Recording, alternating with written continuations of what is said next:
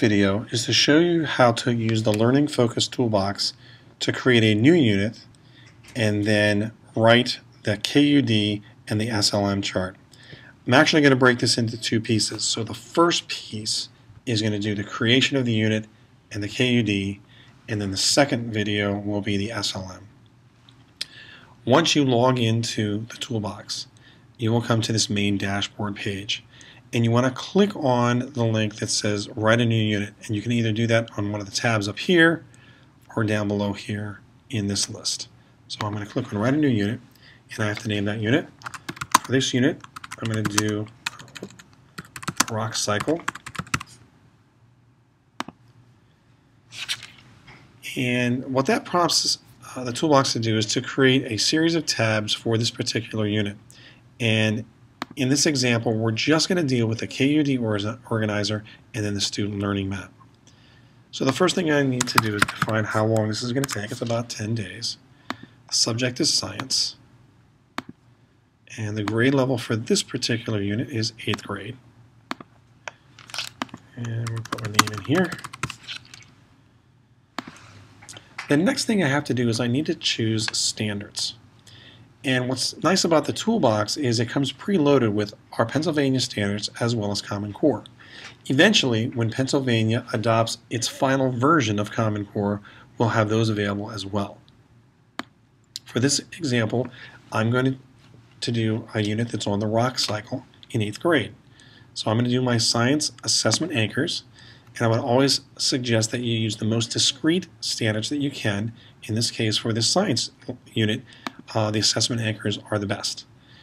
And this is going to be Earth and Space Sciences, and this is about features and processes that change the Earth and its resources. And I'm going to drill all the way down to the assessment anchors. And for this particular unit, I'm going to deal with these two, 1.1.1 and 1.1.2.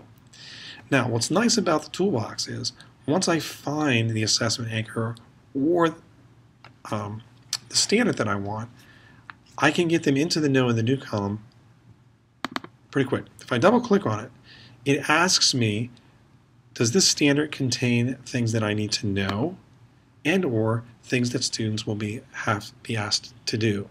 And in this case, it's both. So I'm going to click that, and you'll see that the toolbox has tagged this as a know and a do. If I grab that, click on it and hold, and drag it into my chart, you'll see that the toolbox populates both the know and the do column with that standard. Well, standard 1.1.2 also has some things that students need to know and they should be able to do. So I click done, and I'm going to do the same thing. I'm going to grab that and bring it over here. You'll notice that the standards are also up here, full language. And what I'm going to do is I'm actually going to edit these. In my know column, I have words embedded in the standard that I want the students to know. I'm going to get rid of the rest of the language. For this unit, I need the students to know the difference between igneous,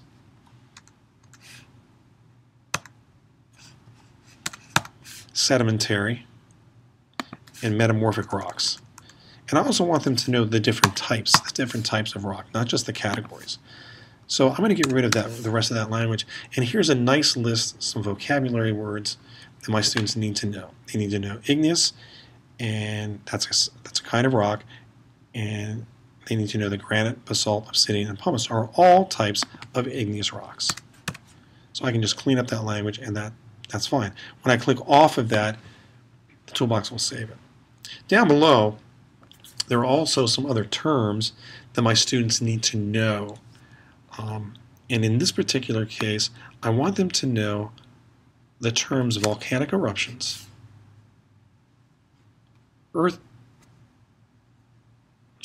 weathering, and also sedimentation. So those are the three main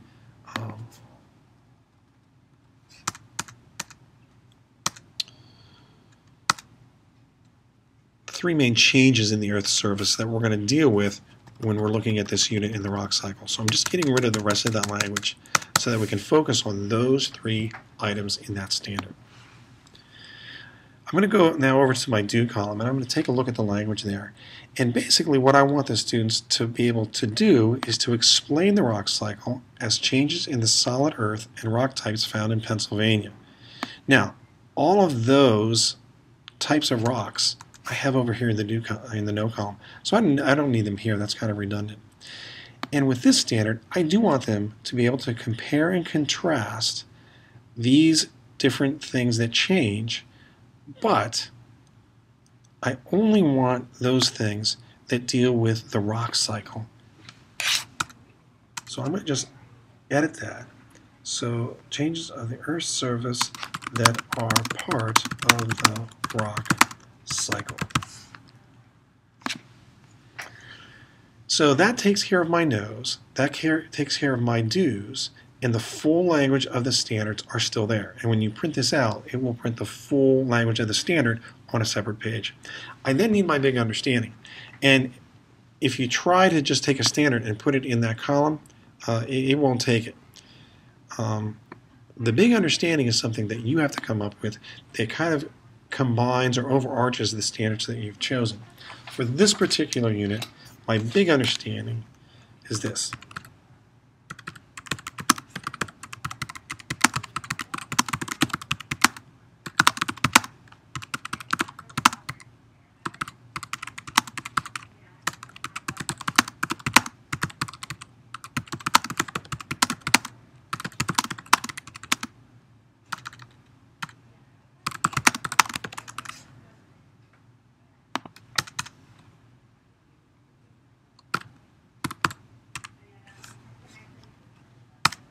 I just have to make sure I spelled that right. Geological processes create changes in the Earth's surfaces, creating the different types of rock you find in Pennsylvania. And that's how you use the toolbox to create a KUD organizer.